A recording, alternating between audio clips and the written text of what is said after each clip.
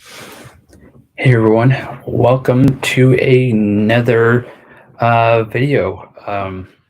So I'm just gonna quickly try to fix the camera on my laptop so I can have it somewhat good. Let's just do one more. Good. So before I start, don't forget to subscribe. Uh, hit that subscribe button. Um, if you want to follow me on Instagram, username in the description down below. Uh, if you want to get something like this sweater or this hat, go to wrestlingisforever.com. Website link is in the description down below.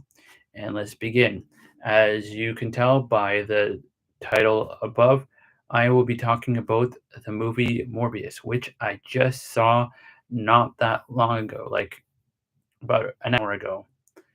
So, or I just finished watching about an hour ago. So first things first. For the end scene credits, there are two. You don't have to wait until the end of the credits. You can just it's at the very beginning. So both of them have to do, and this is like I said in the title. It says warning spoilers.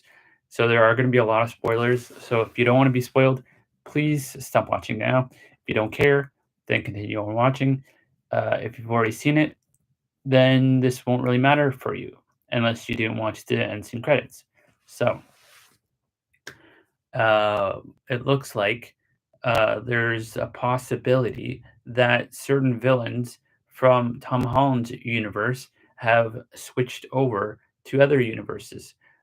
Because we see in the first end scene credit, Michael Keaton's character ends up in a jail cell that is in Morbius's world, which so that's something new. Also, we find out, and I think this is only if what I saw, what I heard was correct, that um, Morbius is in Venom's universe. And the reason why I say this is because of the fact that I believe if what I heard is correct, he said, "We are Venom," as like a joke, haha, type of a thing. So and I think they kinda joke about it in one of the trailers, so I'm don't quote me on that. But so I feel like, Jared Leto and Venom are in the same universe now. So and I think this movie is their starting of setting up for the Sinister Six. Now you're probably wondering, well, what about Green Goblin, Electro, Sandman, and the Lizard? Am I missing anybody else? Um, trying to think if there's any other villains from No Way Home that I'm forgetting. Oh, Doc Ock. Uh, all those five, as far as I know, it sounds like those five will have nothing to do with the Sinister Six. Now, that doesn't mean that there might be another. There won't be another version of one of those fives coming in. But as of right now, the only people that will be uh, in the Sinister Six, at least from my understanding, is Venom, Morbius, and Vulture. That's it for now.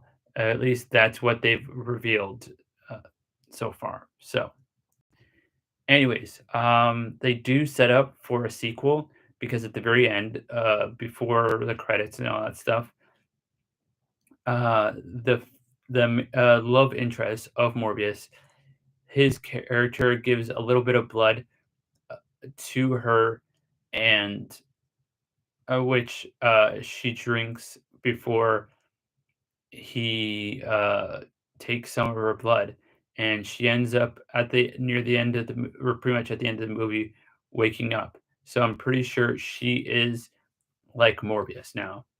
So that's kind of interesting on that factor. Um, what else? To be honest, this movie is not as bad as people were saying. In my opinion, I feel like too many people were assuming that it was going to be as good as the Spider-Man No Way Home, which, to be honest, is not fair to this movie. I feel like you need to go in with an open mind, and you need to go in knowing that it's not going to be the same. I do think a, I would say it's probably better than the first Venom movie, in my opinion.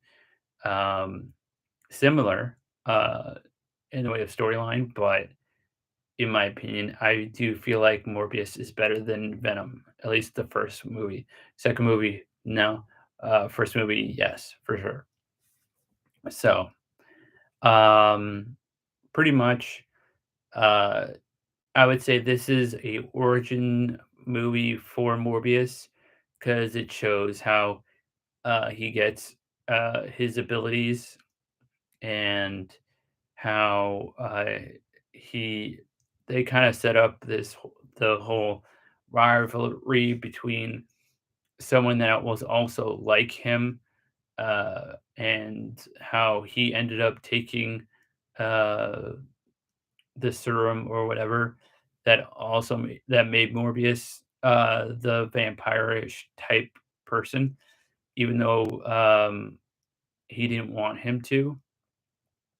I'm blanking on what his name is right now, but he was played by Matt Smith, who you may know from the Doctor Who series. I actually have to admit that he did a very good job. I think he did a better job than he did in the Terminator movie he did a while back, and that's just me. Uh, but yeah, I think he did a pretty good job. Um, Jared Leto, I think he did a better job than he did on the Joker movie or the movie where he played the Joker. I think he's he did a very good job. I think the problem with his version of the Joker was the director and the writers. No offense to them, but I kind of feel like his version of the Joker wasn't good at all, not even a little bit. With the tattoos, which makes really no sense because every version I've seen of the Joker never had any tattoos whatsoever. So that kind of confused me. Also, yeah, yeah. Let's just go with that for now, because I don't want to get too off topic. So yeah, uh, minor complaints, just me being picky more than anything else. I kind of feel like the what's it called him going through uh, or being super fast. The way they showed that, it kind of reminded me of X-Men 2, the last no, what was that one called? It was the one, and when I say X-Men 2, I don't mean like the more recent ones with James McAvoy. I'm talking about the ones with Patrick Stewart, um, where they had Nightcrawler and how he disappeared and reappeared. I feel like they used his smoke thing to for him to move, which at don't get me wrong, at some parts it actually looked kind of cool, but overall, I kind of feel like they could have done something else because at least from the little bit that I know of Morbius, he doesn't have that smoke thing going on when he's like going really fast. And from like, I am just going by the animated series, Spider-Man animated series. So I don't know. Maybe that's just me. Like I said, it's just me kind of being picky about it. I don't know. Like I said, I don't know much about the character besides the Spider-Man animated series. So, anyways, what else? What else? What else? I didn't mind that. I don't know his name, but the one guy that was in um Just take away that, what's it called, chat thing, because I don't really want to see that.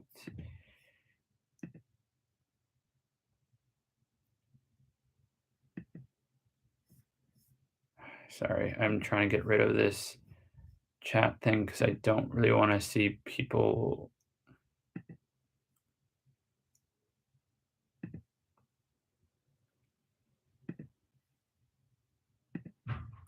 trying to remove these uh,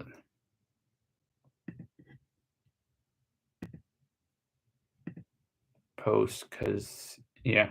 Okay, good. I was able to delete that. Anyways, so yeah, I think I'm gonna end it there. Overall, not a terrible movie. I'm not gonna say it's as good as No Way Home or Avengers Endgame or something like that, but it's not a bad movie. I would recommend it to people that are fans of the Spider-Man series because I kind of feel like this will get you up to date on like what's going on. Um, I do understand now why this movie came out after Spider-Man: No Way Home because I kind of feel like if you saw this before Spider-Man: No Way Home, you'll be kind of confused with the purple thing in the sky. Whereas now that you've most people have seen Spider-Man: No Way Home, you'll understand why Spider-Man: No Way Home um, why there's a purple thing in the sky in Morbius. So, oh, and one other complaint that I will say is there parts where they're going through the ground and the camera work is just terrible. Like in my opinion, they they could have just edited that part out and just quickly made them look like they went through something really quickly instead of trying to show them going through the ground and stuff. It just looked bad in my opinion.